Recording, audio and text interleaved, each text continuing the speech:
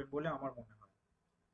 তো চলো আমরা আলোচনা করি প্লেটোর ফিলোসফি। তবে প্লেটোর ফিলোসফি যদি দুটো ভাগে ভাগ করা যায়, মানে যদি পরীক্ষার পারপাসে দুটোকে পরিমাণে ভাগ করি, তাহলে একটা পাশে আমরা পাবো যে যেখানে উনি সমাজতাত্ত্বিক আলোচনা করছেন, আর একটা মানে জায়গাতে আমরা পাবো যেখানে তিনি জ্ঞানতাত্ত্বিক আলোচনা করছেন। আজকে আমার পড়ানোর বিষয়বস্তুটা কিন্তু জ্ঞানতাত্ত্বিক আলোচনা, সমাজতাত্ত্বিক বিষয়গুলো কিন্তু নয়, মানে সোশ্যাল পলিটিক্যাল পার্টটা কিন্তু নয়।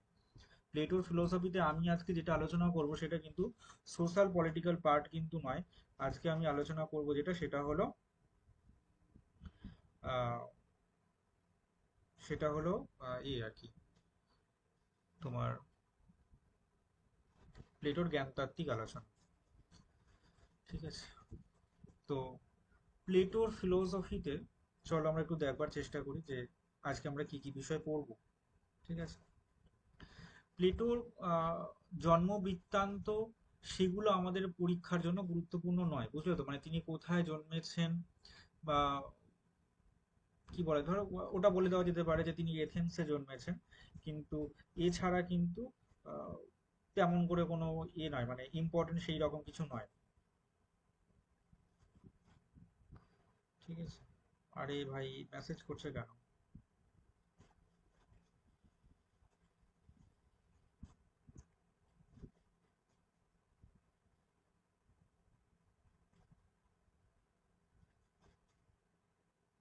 কারোর লিঙ্ক আমার কাছে নেই।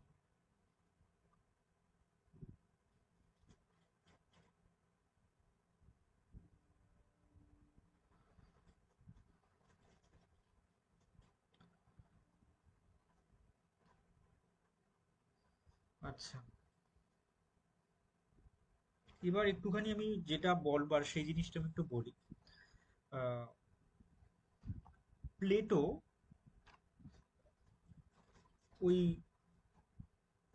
সক্রেটিসের সময় সীমার মধ্যে তো উনি আছেন, মানে ওই ওই টাইম পিরিয়ডের উনিও মানুষ। তো আহ, সক্রেটিস যখন মারা গেছেন, ঠিক আছে, আমি ঠিক তারপর থেকে স্টার্ট করছি। সক্রেটিস মারা গেছেন, তারপরে তিনি প্রথমে আহ, তার বন্ধু ইউক্লিডের সাথে দেখা করছেন। ঠিক আছে, ইউক্লিডের সাথে দেখা করছেন, গিয়ে সেখানে একটা সম্প্রদায় ছিল, যে সম্প্রদায়টার নাম হচ্ছে আহ, মার্গারিক। ঠিক আছে, স্পেলিং হচ্ছে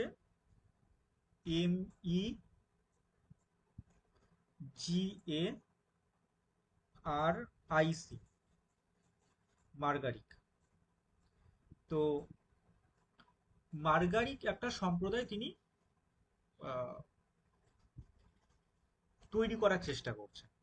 এই তৈরি করতে গিয়ে যেটা হচ্ছে, যে তৎকালীন এক শাসক ছিল, সেই শাসকের সাথে তার বিবাদ লেগেছে এবং তাকে আহ, জেলের মধ্যে পুরে দেওয়া হয়। ঠিক আছে, সেই শাসকের নাম ছিল আহ, ডায়োনিসাস। ডায়োনিসাস এরকম একজন শাসক ছিলেন, তো তিনি তাকে জেলের মধ্যে পুরে দেন, জেলের মধ্যে ঢুকিয়ে দেন। আহ, তারপরে একজন ব্যক্তি আর কি, আহ, তার নাম ছিল সিরেন। তো সিরেনই যে ছিলেন তিনি হচ্ছেন ওই, হয় না যে জামিন দিয়ে তাকে ছাড়িয়ে আনা বা মুক্তিপণ দিয়ে তাকে ছাড়িয়ে নিয়ে আসেন। আনবার পরে তারপর তিনি আবার এথেন্সে চলে যান, এবং এথেন্সে যখন চলে যান, চলে যাওয়ার পরে ওই 388 নাগাদ তিনি একটা আহ, ইয়ে খোলেন, মানে কি বলে, একটা পাঠশালা খোলেন, যে পাঠশালার নাম হয় হয় একাডেমি। ঠিক আছে, পাঠশালাটার নাম কি ছিল?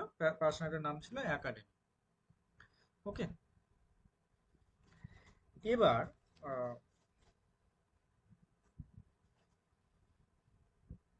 এই যে একাডেমিটা উনি খুললেন, ঠিক আছে, একাডেমিটা যে উনি খুললেন, এই একাডেমিতে, মানে একাডেমির সাথে আমি তোমাদের একটু বোঝানোর চেষ্টা করছি। প্লেটো মানে ফাউন্ডার কিসের না, হচ্ছে একাডেমি, এটা পরীক্ষার জন্য গুরুত্বপূর্ণ। ঠিক আছে, প্লেটো ফাউন্ডার হচ্ছে কি, একাডেমি ফাউন্ডার। এবার তিনি যে একাডেমি স্টার্ট করলেন, তাহলে এই একাডেমিতে কি রকম পড়াশোনা হতো যদি একটা একটা বর্ডার লাইনটা না হয়, তাহলে দেখা যায় যে সক্রেটিস যেমন সর্বত্র আলোচনা করছেন, জ্ঞানের পাহাড় তার কাছে, সব জায়গায় তিনি জ্ঞান নিয়ে আলোচনা করছেন, যত্রতত্র তিনি জ্ঞান নিয়ে আলোচনা করছেন। তার আলোচনা যেন ছড়িয়ে ছিটিয়ে রয়েছে, এবং যার জন্য তিনি অনেকের জনরোষের মধ্যে পড়ছেন। কিন্তু অ্যাজ এ টিচার প্লেটো তিনি তার সমস্ত আলোচনাটা একটি আহ, বদ্ধ ঘরে করতে শুরু করলেন। এবার তো দার্শনিক যে চিন্তা ভাবনাগুলো সেগুলো যখন একটা জায়গার মধ্যে হচ্ছে, তখন কি হচ্ছে, অনেক লোকজন তারা সেগুলো শুনতে আসছে, মানে অ্যাজ এ মানে স্টুডেন্ট অনেকে তারা আসছেন এবং ভালো করে সেখানে শিখে তারা যাচ্ছে, এরকম একটা জায়গা কিন্তু হচ্ছে, মানে সেই সেই সময়ে কিন্তু এরকম একটা জায়গা ঘটছে। তো যাই হোক, আমার এখানে বক্তব্য এটাই যে আহ, এই জিনিসগুলোতে আমি আসবো ধীরে ধীরে। প্লেটো অনেকগুলো বই লিখেছেন, তোমরা জানো বেশ অনেকগুলো বই লিখেছেন, যেমন অ্যাপোলজি, ক্রিটো, মিনো, তাই না, প্রোটাগোরাস, এরকম অনেকগুলো বই তিনি লিখেছেন। থিয়েটেটাস, রিপাবলিক, এগুলো অনেক ধরনের বই উনি লিখেছেন। তো আমি তোমাদেরকে দুটো চারটে বই সম্পর্কে একটু তোমাদেরকে লিখে দিতে চাইছি। তোমরা জানো যে তোমাদেরকে আমি বলি যে সবসময় হাতের কাছে খাতা পেনটা রাখবে, তাহলে কয়েকটা পার্ট আমি তোমাদেরকে লিখিয়ে দেবো। তো সেইগুলো একটু কি কি তোমরা একটু একটু লিখে নাও, এটা গুরুত্বপূর্ণ বলে আমার মনে হয়। কোন পারপাসে না, হচ্ছে ধরো এসএলএসটি, পিএসসি এবং যারা বিপিএসসি পরীক্ষা দেবে তাদের জন্য, নেটের জন্য নয় কিন্তু। আমি যে নেটের জন্য আবার আলাদা, সেটা একটু পরে আসছি, এটা পরে এখানে লেখা আছে, ওগুলো নেটের জন্য। তো চলো, যারা এই পরীক্ষাগুলো দেবে তাদের জন্য একটুখানি লিখে নাও। সিম্পোজিয়াম বলে একটা গ্রন্থ ছিল ওনার, জানো সিম্পোজিয়াম বলে? তোমরা জানো, হয়তো তোমরা অনেকেই পড়াশোনা করছো। তো সিম্পোজিয়াম বলে একটা ওনার গ্রন্থ পাওয়া যায়। তো সেই সিম্পোজিয়ামের SYMPOSIUM, ঠিক আছে? তো এই সিম্পোজিয়ামের উনি আসলে অ্যাস্থেটিক, হয় না, যে প্লেটোর নন্দন তত্ত্ব কোথায় আলোচনা করা হয়েছে, এরকম প্রশ্ন, বা প্লেটোর অ্যাস্থেটিকটা কোথায় আলোচনা করা হয়েছে, তো সেটা কিন্তু সিম্পোজিয়ামে আলোচনা করা হয়েছে। ওকে, সেটা কোথায় আলোচনা করা হয়েছে? সিম্পোজিয়ামে আলোচনা করা হয়েছে। এটা এটা তোমরা লেখো, ঠিক আছে? আর একটা লেখো, নাম্বার 2 দিয়ে লেখো, যে হচ্ছে নাম্বার 2 দিয়ে লেখো হচ্ছে পারমেনাইডিস নামক একটা গ্রন্থ ছিল, জানো পারমেনাইডিস? PARMENIDES। তো পারমেনাইডিস, এই পারমেনাইডিস গ্রন্থের মধ্যে কি আলোচনা হয়েছে, হয়তো এরকম প্রশ্ন আসতেই পারে। তো পারমেনাইডিস গ্রন্থের মধ্যে আলোচনা যেটা হচ্ছে সেটা হচ্ছে কনসেপচুয়ালিজম। কনসেপচুয়ালিজম নিয়ে আলোচনা হয়েছে, ঠিক আছে? পারমেনাইডিস গ্রন্থের মধ্যে আলোচনা হয়েছে কনসেপচুয়ালিজম বা প্রত্যয়বাদ নিয়ে আলোচনা করা হয়েছে, ঠিক আছে? এবার আহ, এ তো গেল। আচ্ছা, রিপাবলিক গ্রন্থে কি আলোচনা হয়েছে এটা তোমরা লেখো। রিপাবলিক গ্রন্থ, রিপাবলিক গ্রন্থে প্লেটোর থিওরি অফ জাস্টিস নিয়ে আলোচনা করা হয়েছে, ঠিক আছে? রিপাবলিক গ্রন্থে প্লেটোর থিওরি অফ জাস্টিস নিয়ে আলোচনা করা হয়েছে। এই জাতীয় কথাগুলো না তোমরা খুব সম্ভবত সমরেন্দ্রের বইয়ের মধ্যে পেয়ে যাবে। বাকি অন্যান্য বই তো আছে বোধহয়, আমার ঠিক জানা নেই, কিন্তু আমি কয়েকখানা লিখেছিলাম বহুকাল আগে, সেটা সমরেন্দ্র বই থেকেই লিখেছিলাম খুব সম্ভবত। তো থিওরি অফ জাস্টিস, এটা তোমরা ওই রিপাবলিক গ্রন্থের মধ্যে আলোচনা হয়েছে, ঠিক আছে? আরেকটা গ্রন্থ ছিল, সেই গ্রন্থটার নাম ছিল, দাঁড়াও বলছি একটু মনে করি, তার নাম ছিল সম্ভবত ফিডো। ফিডো, PHAEDO, PHAEDO,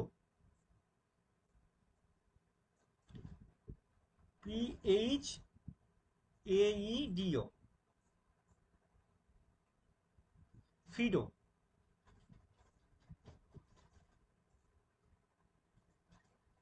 তো এই ফিডো গ্রন্থের মধ্যে কি আলোচনা করা হয়েছে?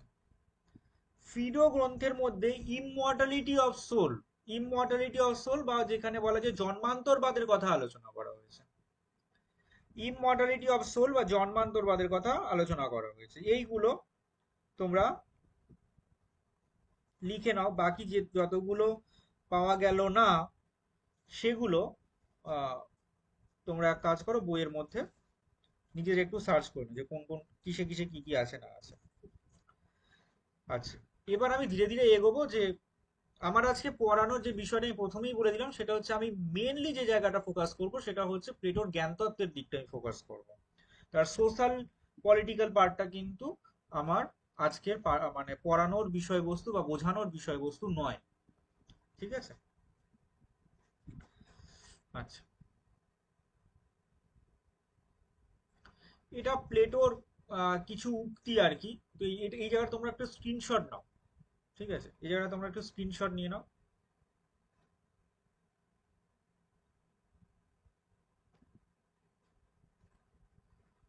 আচ্ছা,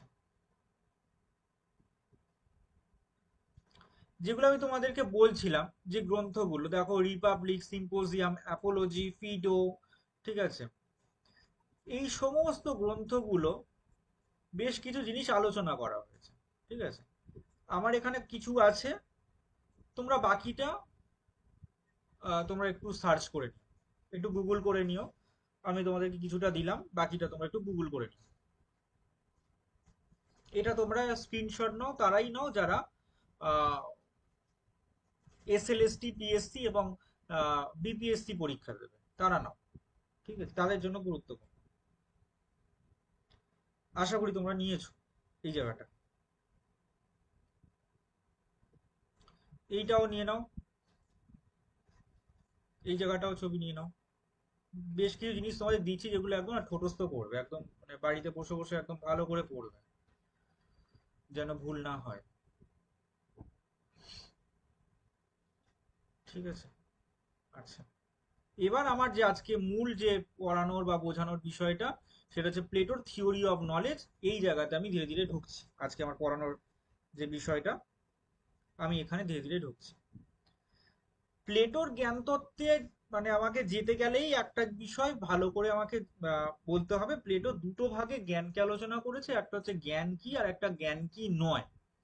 প্রথমেই তোমরা দেখতে পাবে, তোমরা বই পড়াশোনা করেইছো নিঃসন্দেহে, যে সেটা তাতে আছে যে জ্ঞান কি নয়, এই বিষয়টার উপর তিনি বেশি করে ফোকাস করেছেন। অনেক সময় দেখবে যে আহ, বলা হয় না যে কি বলা যায়, একটু আমি তোমাদেরকে এটার মানে বোঝাতে গিয়ে একটা প্রশ্ন জিজ্ঞাসা করি, দেখি যে তোমাদের মনে আছে কিনা, তাহলে আমার বোঝানোটা সুবিধা হবে। তোমরা বলো যে ডায়ালেকটিক যে মেথড বা দ্বান্দ্বিক পদ্ধতি, আমি হয়তো এক দুদিন আগেই তোমাদের বুঝিয়েছি, তার ফাউন্ডার কে? জেনো। জেনো। ওকে, এবার প্লেটো এই যে জ্ঞান কি নয়, ঠিক আছে, যে নেগেটিভ যে ব্যাপারটা, জ্ঞান কি নয়, এই জ্ঞান কি নয় আলোচনা করতে গিয়ে ওনার পুরো ব্যাপারটাই ছিল যে উনি কি করছেন বলতো, উনি আহ দ্বান্দ্বিক পদ্ধতি অবলম্বন করছেন। ঠিক আছে, এবার দ্বান্দ্বিক পদ্ধতিটা কি সেটা একটুখানি বলি। অনেক সময় তোমরা খেয়াল করে দেখবে আমাদের আশেপাশেই থাকে, আমাদের পরিবারের মধ্যে হয়তো পেয়ে যেতে পারো, অথবা নিজেদের সহপাঠীর মধ্যেও তোমরা অনেক সময় পেয়ে যেতে পারো। তারা মানে সবাই যে সব জানে এমনটা না, আমি সেটা বলছি না, তাদের জানার ক্ষমতা খুবই সীমিত। হয়তো কেবলমাত্র একটি জিনিস জানে, এবং তুমি যাই জিজ্ঞাসা করো না কেন, সেই একটির উদাহরণ দেবে। মানে সেই ছোটবেলাকার এই মানে এটা পড়েছিল কিনা আমার ঠিক জানা নেই, খাল কেটে হলেও কুমিরকে নিয়ে আসার গল্প। মানে সে কুমিরের গল্পই পড়েছে, তাকে যাই জিজ্ঞাসা করুক না কেন, সে ঘুরে ফিরে এসে সেই কুমিরের গল্পটাই এসে বলবে, অন্য কোনো কিছু তার মুখ থেকে বেরোবে না।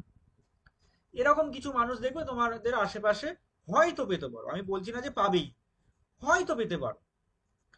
তো বক্তব্য এটাই, ধরে নাও যে প্লেটোর এই এই যে দ্বান্দ্বিক পদ্ধতি, এইখানে কিন্তু এই ধরনের মানুষদেরকে নিয়ে আলোচনা করা হয়নি, যারা অল্প বা একটুখানি জেনে মানে কি বলবো মানে বেজায় তর্ক করে বেড়ায়, এদেরকে নিয়ে আলোচনা করা হয়নি। উনি ভালো করে বলছেন যে দেখো, দ্বান্দ্বিক পদ্ধতি হলো সেটি যেটা এমনটা নয় যে অন্যকে হেয় প্রতিপন্ন করা হচ্ছে, বা অন্যকে কি বলবো মানে তার ব্যক্তিগত আক্রমণ করা হচ্ছে, এমনটা কিন্তু নয়, এমনটা কেউ করে না, কোনো বুদ্ধিমান মানুষ এমনটা করেনও না। তো হেয় হেয় প্রতিপন্ন করা হচ্ছে এমনটা নয় কিন্তু। তাহলে কি করা হচ্ছে না, দ্বান্দ্বিক পদ্ধতি সেটাই যেখানে আগেই একটা অ্যাজুমশন ধরে নেওয়া হয়। ঠিক আছে, আগে একটা অ্যাজুমশন ধরে নেওয়া হয়, সেইটাকে দুজন ব্যক্তি থাকে, ধরে নেওয়া যাক আমি এবং অজয় আমরা রয়েছি, একটা অ্যাজাম্পশন কোনো বা কোনো একটা বাস্তবিক কোনো একটা ঘটনাকে আমরা নিয়েছি, দুজনেই একে অপরের মানে তার মানে সেক্ষেত্রে যুক্তি দিচ্ছি এটা কেন হচ্ছে না বা এটা কেমন হচ্ছে।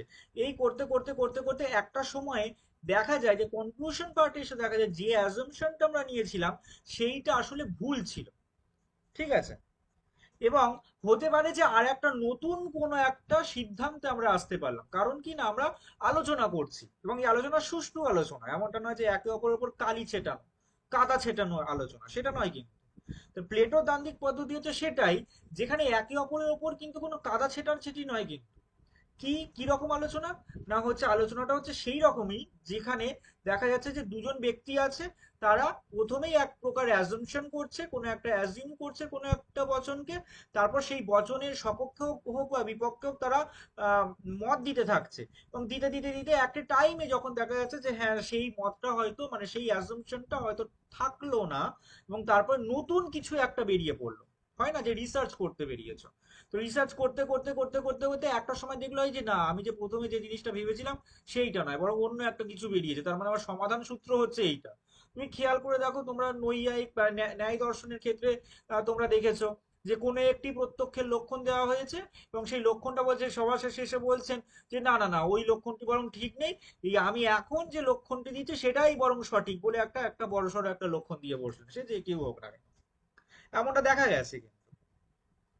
তো এই রকম যে ক্ষেত্র, এই রকম যে ফিল্ডের কথা যে আলোচনা হয়েছে, সেই ক্ষেত্রটাকে বলা হচ্ছে দ্বান্দ্বিক পদ্ধতি।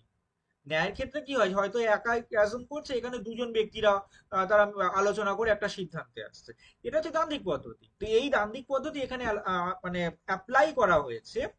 তো কোন ক্ষেত্রে আলোচনা অ্যাপ্লাই করেছে না, জ্ঞান কি নয়, এই যে নেগেটিভ ক্ষেত্রটা। আর এই নেগেটিভ ক্ষেত্রটা কোন গ্রন্থে আলোচনা করা হয়েছে, সেটা তো থিয়েটেটাস গ্রন্থে আলোচনা করা হয়েছে।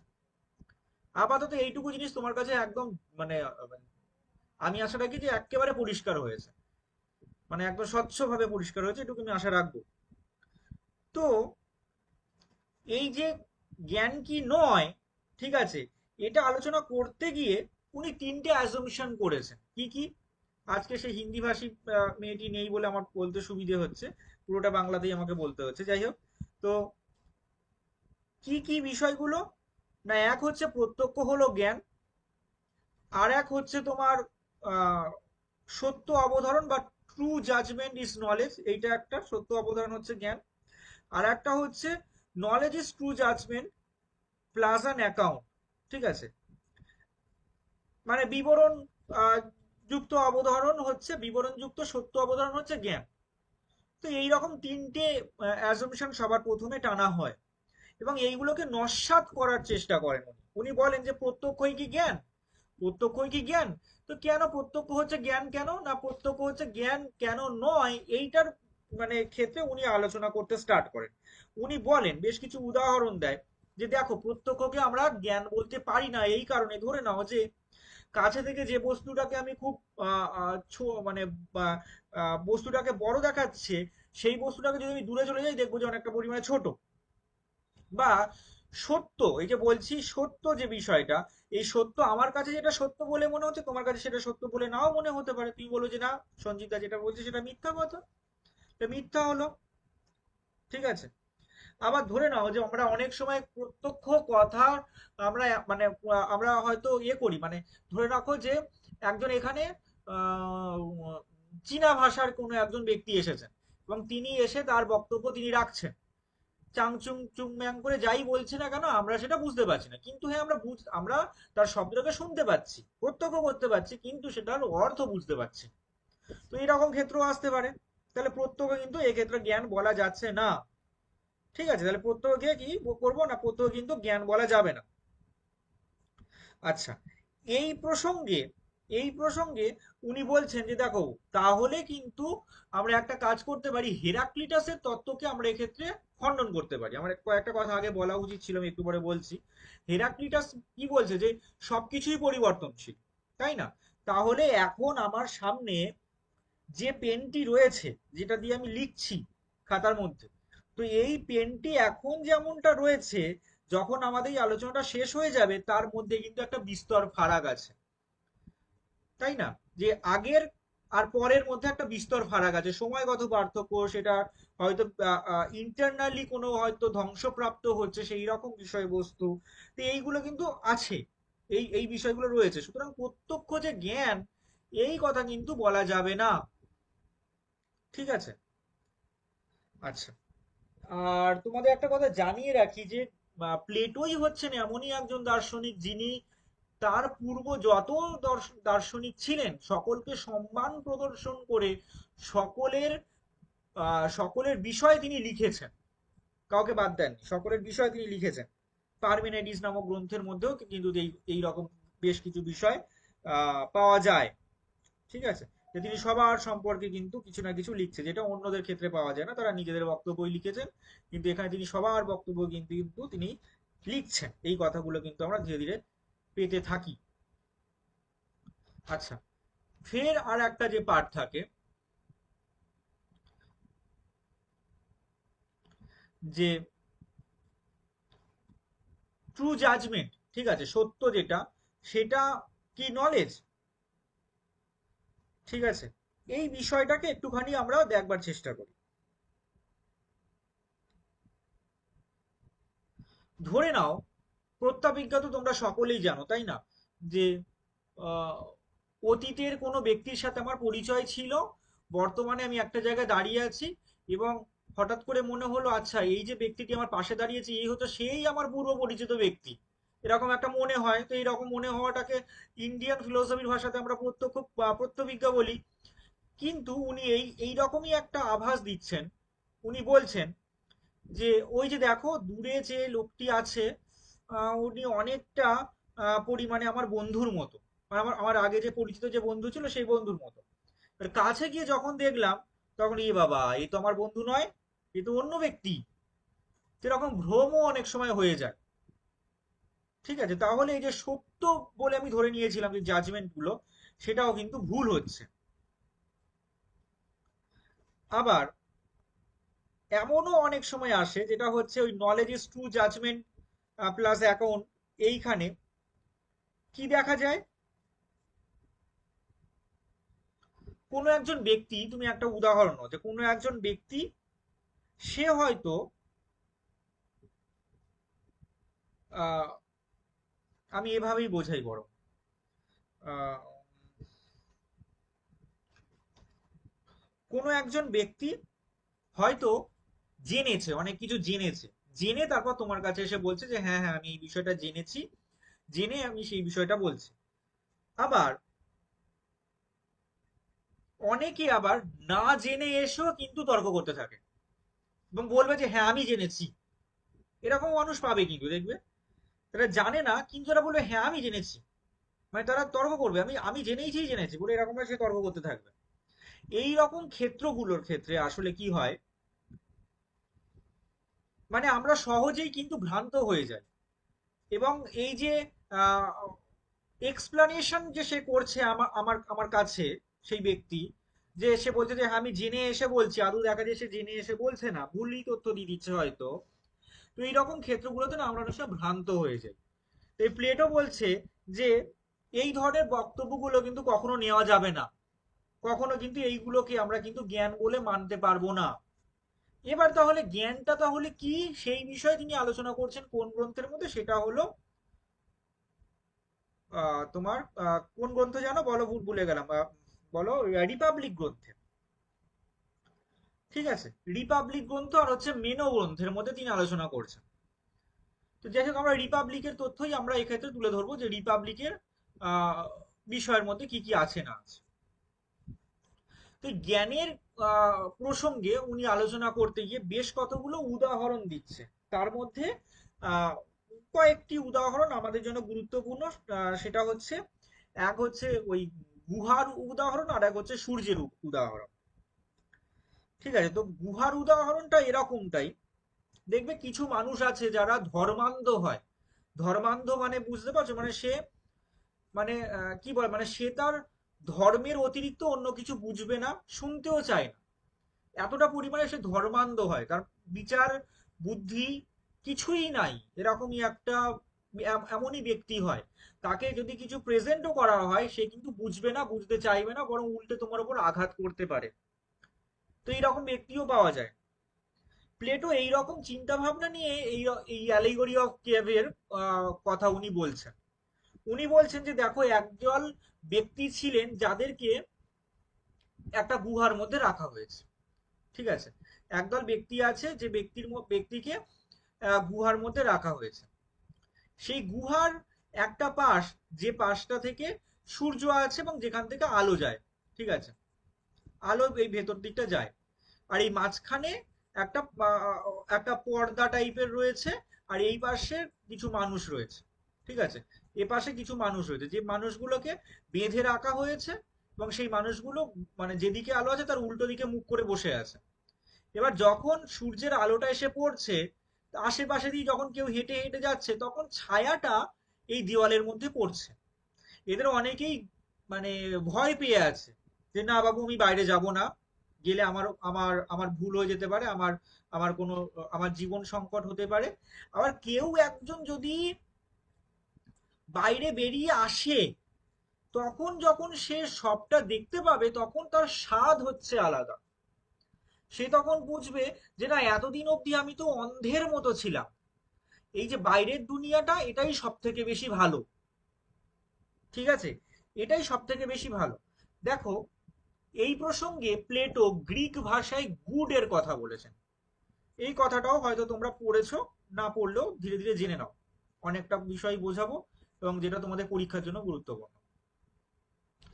গ্রিক ভাষায় গুড এর কথা বলেছেন। এবার গুড মানে কি? আমরা ইন্ডিয়ান ফিলোসফিতে মোক্ষের কথা পড়েছি না, যে মোক্ষ মানে কি, আমাদের আলটিমেট গোল হচ্ছে মোক্ষ, মুক্তি পাওয়া। সিমিলার, মোক্ষ বলছে না, তার একটা ওয়ার্ড, সেইটা হচ্ছে সিমিলার ওয়ার্ড, তার নাম হচ্ছে গুড। তাহলে এই যে ব্যক্তি যে এখান থেকে এই ভেতর থেকে বেরোলো, সে আসলে এই গুডটাকে জানতে পারলো। যারা ভেতরে রয়ে গেল, ধর্মান্ধ ব্যক্তিরা, তারা কিছুই জানতে পারলো না, তারা ভয়ে ভয়ে দিন কাটাতে থাকলো।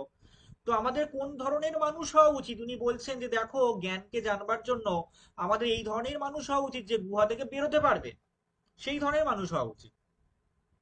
ঠিক আছে, আর একটা উদাহরণ উনি দিচ্ছেন, সেটা হচ্ছে অ্যালিগরি অফ সান, বা সূর্যের উপমা উনি একটা দিচ্ছেন।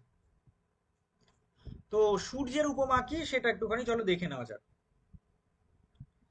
আচ্ছা, ধরে নেওয়া যাক, বা আমরা জানিও, যে সূর্য আছে বলে আমাদের এই যে প্রাণী জগৎ সেইটা আছে, তাই না? মানে সূর্য আছে বলে তাই জন্য আমাদের এই প্রাণী জগৎ আছে, আমাদের মধ্যে এত কিছু আছে। তোমার কাছে আমার একটা প্রশ্ন, জাস্ট তোমার কাছে আমার একটা প্রশ্ন, বলো, যদি আমি বলি যে পৃথিবী বা হচ্ছে ক্ষিতি, এই ক্ষিতি হচ্ছে আহ ক্ষিতি হচ্ছে আমরা আমরা আমরা যেটার দ্বারা জানতে পারি সেটা হলো নাসিকা। তো নাসিকার দ্বারা আমরা ক্ষিতির যে মানে যে গুণ, ঠিক আছে, গন্ধ, সেটাকে আমরা জানতে পারি। সিমিলারলি সূর্য, এটির অস্তিত্ব আমরা কিসের দ্বারা জানতে পারবো বলো?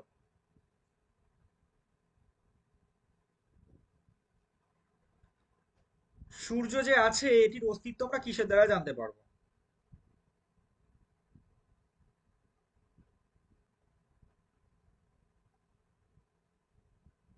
চক্ষু রূপ। চোখের দ্বারা আমরা জানতে পারবো, ঠিক বলেছো।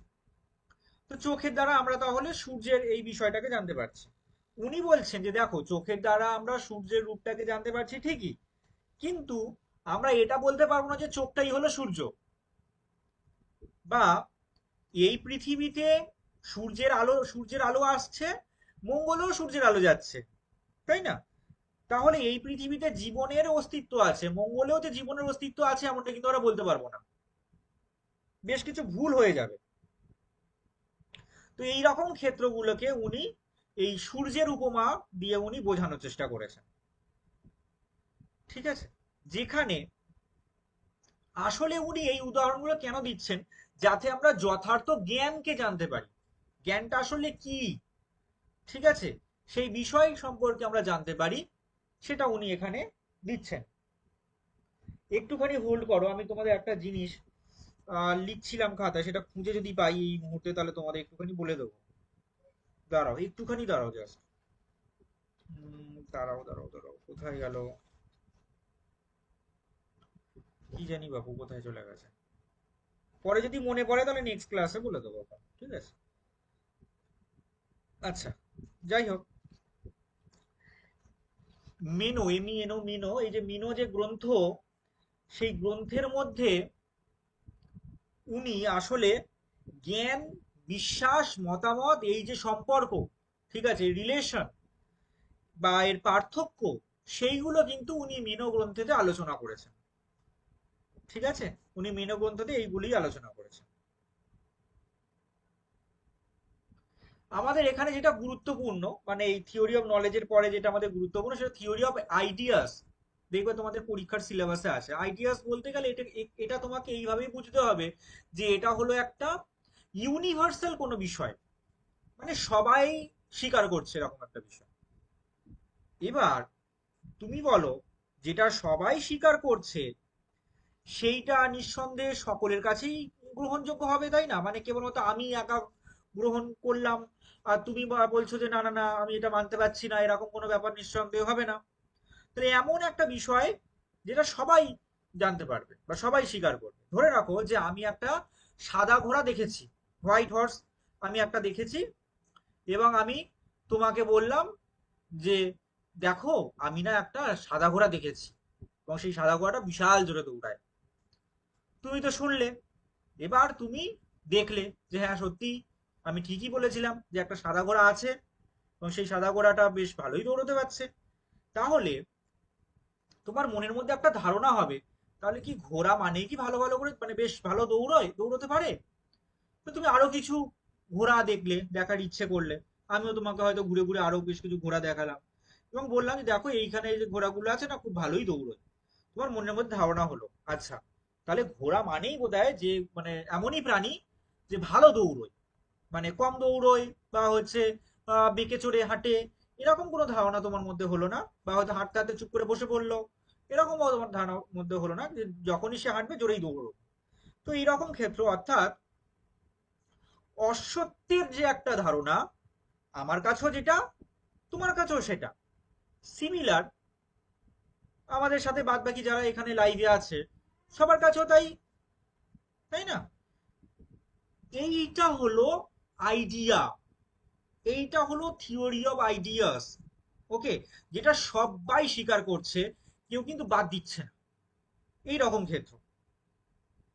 ঠিক আছে, এবার তোমার মনের মধ্যে প্রশ্ন জাগবে, আচ্ছা এই যে সঞ্জীব দা যে এই যে থিওরি অফ আইডিয়াস এর কথা বলছে, যেটা বলছে যে সবাই স্বীকার করবে, সে ধরে নেওয়া যাক যে পৃথিবী ধ্বংস হয়ে গেছে, ঠিক আছে, মানুষ আর নেই, তাহলে এই যে আইডিয়াস এর কথা এত যে জোরে জোরে বলছিল, সেই আইডিয়াস কি আদৌ থাকবে? প্লেটো বলছে হ্যাঁ থাকবে। আমরা না থাকলেও আইডিয়াস গুলো অবশ্যই থাকবে। উনি এই প্রসঙ্গে একটা কোটেশন বলছে, জাস্ট তোমরা লিখে রাখো, সেটা হচ্ছে idea of man. Idea of man, উনি এই প্রসঙ্গে আইডিয়া অফ ম্যান এর কথা বলছে। ঠিক আছে, এবার এটাকে হাস্যকর ভাবে রিপ্রেজেন্ট করা হয়েছে, যদি ওটা আমাদের সিলেবাসে নয়, আমাদের পাঠ্য নয়। কোপল স্টোন নামক একজন ব্যক্তি ছিলেন, যিনি এই কি বলা যেতে পারে, এই যে ওয়েস্টার্ন ফিলোসফি লেখক, অন্যতম একজন লেখক, তিনি হাস্যকর ভাবে একটা ওয়ার্ড ব্যবহার করছেন, সেটা হচ্ছে আইডিয়াল ম্যান। ঠিক আছে, আইডিয়াল ম্যান, মানে ওনার কথাটাকে উনি একটু ঘুরিয়ে বলছেন আইডিয়াল ম্যান। যেটা আমি বললাম আইডিয়া অফ ম্যান, যে কথাটা প্লেটো বলেছেন, সেই কথাটা উনি ওনার ভাষায় একটা বলছেন যে আইডিয়াল ম্যান। তো এইরকম কথা কিন্তু আমরা পাই। ওকে,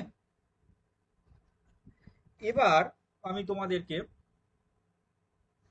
প্লেটোর এই আইডিয়ালিজম যেটা, এইটা আমি তোমাদের একটু আগে বলেছি কিছু কিছু জায়গা, তবে এটা পারো তো তোমরা স্ক্রিনশট নিয়ে নাও। ঠিক আছে, তারা নিও না, যারা আমার ব্যাচ ফাইভের, তারা নিও না, ব্যাচ ফাইভ বা ফোরের তারা নিও না, অন্যরা নাও। এটা নাও।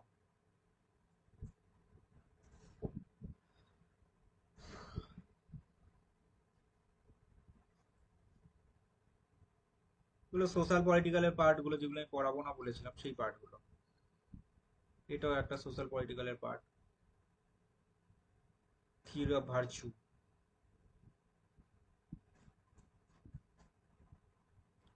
ভার্চুর ক্ষেত্রে তোমরা জাস্ট এইটা মনে রাখবে, prudence, courage, temperance and justice. এই যে ভার্চু গুলো রয়েছে, এই ভার্চু গুলোকে তোমরা মনে রাখবে। আমার এক্ষেত্রে কয়েকটা কথা তোমাদেরকে বলার আছে, তোমরা শোনো, ভালো করে মন দিয়ে শোনো। প্লেটো, এই যে আমি ভার্চু প্রসঙ্গেই আমি একটুখানি মানে জাস্ট আসবে বিষয়টা, মানে না বললেও নয় এরকম একটা ব্যাপার, বলে মানে বলতেই হচ্ছে। প্লেটো আসলে এই যে আকারগুলো বা আইডিয়াস এর কথা বলছেন না, এইগুলোকে উনি আসলে বলছেন কপি, COPY। ঠিক আছে, সিও, আরে ভাই, COPY, আজকে এটা লিখতে চাইছে না, কপি। তো এই কপি বা অনুলিপি বা প্রতিলিপি, দেখবে তোমরা পাবে কপি অফ কপি। ঠিক আছে, এই ধরনের কথাগুলো কার না, সেটা হচ্ছে প্লেটো। এবার কয়েকটা জিনিস তোমরা একটু বোঝো। উনি আসলে কপি অফ কপিকে উনি স্বীকার করছেন। কেমন, উনি যে স্বীকার করছেন না তা নয়, উনি কিন্তু এটাকে স্বীকার করছেন। আর এই পার্টগুলো কি তোমাদেরকে দেবো? আচ্ছা, একটা কথা লিখেই রাখো, এটা মনে হয় একবার পরীক্ষায় এসেছিল। প্লেটোকে পাশ্চাত্য দর্শনের ফুড নোট বলেছেন কে? প্লেটোকে পাশ্চাত্য দর্শনের ফুড নোট বলেছেন কে? এই উত্তরটা হচ্ছে Russell. Sorry sorry sorry, Whitehead, ভুল বললাম, Whitehead. Foot footnote বলেছেন, পাশ্চাত্য দর্শনের ফুড নোট এই কথাটা বলেছেন Whitehead. Whitehead, Whitehead পাশ্চাত্য দর্শনের ফুড নোট বলেছেন।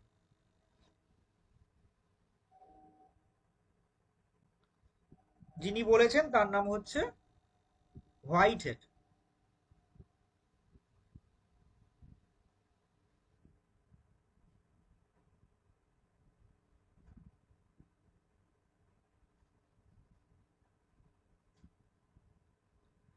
আর আমরা যখন সর্বোচ্চ স্তরে যখন পৌঁছাই, তখন কিন্তু কপি অফ কপিকেই আমরা পাই। ঠিক আছে, এইগুলো কিন্তু আমাদের একটু জেনে নিতে হবে। প্লেটোর থিওরি অফ ডায়ালেকটিক্স যে মেথডটা, সেটা আমি একটু আগেই বলে দিয়েছি, বুঝিয়ে দিয়েছি তোমাদেরকে। এই ডায়ালেকটিক মেথড তোমরা চাইলে এটা তোমরা স্ক্রিনশট নিতেই পারো, কিন্তু আমি একদম ভালো করে ধরে ধরে বুঝিয়ে দিয়েছি এর বিষয়টা আসলে কি, এটা তোমরা নিতে পারো। প্লেটোর সোল অ্যান্ড গড, ঠিক আছে, এটা সোল সম্পর্কিত আলোচনা। ঠিক আছে, আত্মা বলতে গেলে উনি কি বলছেন, এই বিষয়টা নিয়ে তোমরা একটু দেখতে পারো। এগুলো অতটা গুরুত্বপূর্ণ নয় বলেই আমার মনে হয়। যে কটা গুরুত্বপূর্ণ সেগুলো আমি তোমাদেরকে দিয়ে দিয়েছি অলরেডি। প্লেটো কিন্তু তার রিপাবলিক গ্রন্থে, মানে ওই, এটা কি যেন বলেছেন, থিওরি অফ নলেজ প্রসঙ্গে তিনটে ধরনেরই যুক্তি দিয়েছেন। একটা বললাম অ্যালিগরি অফ কেভ, একটা অ্যালিগরি অফ সান, আর একটা হচ্ছে the divine line. Divine line না তোমাদের জন্য নয়, তোমাদের পরীক্ষার জন্য গুরুত্বপূর্ণ নয়, তাই ডিভাইন লাইনটা আমার আমার মনে হয়নি যে তোমাদেরকে দেওয়ার জন্য। যে দুটো গুরুত্বপূর্ণ সেটা আমি দিয়ে দিয়েছি, অ্যালিগরি অফ কেভ আর হচ্ছে দ্য সানের যেটা আছে, অ্যালিগরি অফ সান।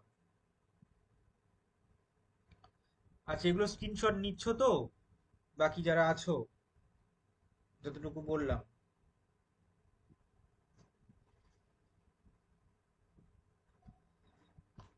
তোমাদেরকে একটা লাস্ট পার্ট আমি একটা বলবো। প্লেটো যখন হিউম্যানকে ব্যাখ্যা করছেন, এটা একবার এসেছিল পরীক্ষায়, প্লেটো হিউম্যানকে ব্যাখ্যা করছে যে হিউম্যান আসলে কি। এই প্রসঙ্গে উনি বলতে গিয়ে উনি বলছেন যে দেখো হিউম্যান কোনটি, সেটা হলো এটাই যে হিউম্যান হচ্ছে 4 ভাগে ভাগ করা হচ্ছে। কি কি? মানে মানুষের মন, আমাদের মন, এই মনে 4টি প্রকার বৃত্তি আছে। কি কি? এক হচ্ছে রিজন, এক হচ্ছে আন্ডারস্ট্যান্ডিং, আর একটা হচ্ছে আন্ডারস্ট্যান্ডিং, একটা হচ্ছে ফেইথ, আর একটা হচ্ছে ইমাজিনেশন। কি কি বললাম? রিজন, আন্ডারস্ট্যান্ডিং, ফেইথ, আর হচ্ছে ইমাজিনেশন। তো আমরা জানি, ম্যাথের আলোচনা জানি, ম্যাথামেটিক্স সম্পর্কিত আলোচনা, এইটা আসলে আন্ডারস্ট্যান্ডিং এর সাথে যুক্ত। আইডিয়াস বা থিওরি অফ আইডিয়াস যেটা, এটা রিজনের সাথে যুক্ত। আর ফেইথ বা বিশ্বাস, ঠিক আছে, আহ, এটা উম, এটা আসলে অনেকটা ওই কি বলা যেতে পারে, ওই অনেকটা ইন্দ্রিয় অভিজ্ঞতা আমরা বলি না, ঠিক আছে, তার সাথে যুক্ত এটা। আর যেটা ইমাজিনেশন আর কি, ঠিক আছে, সেটা আসলে কপি অফ কপির সাথে যুক্ত। তো এই কটা পার্ট আমার মনে হয় তোমাদের দেওয়া হয়ে গেছে। এবং দেখো আরো অনেক বিষয়বস্তু আছে, যেমন প্লেটো ডেমিয়ার্জির ঘটনাগুলো, এই সব গল্পগুলো, সেগুলোও আছে। তো ওই জিনিসগুলো আমার মনে হয় না যে তোমাদের জন্য গুরুত্বপূর্ণ। যতটুকু দেওয়ার ততটুকু কিন্তু আমার দেওয়া হয়ে গেছে। তো থ্যাংক ইউ এতটুকু দেখবার জন্য।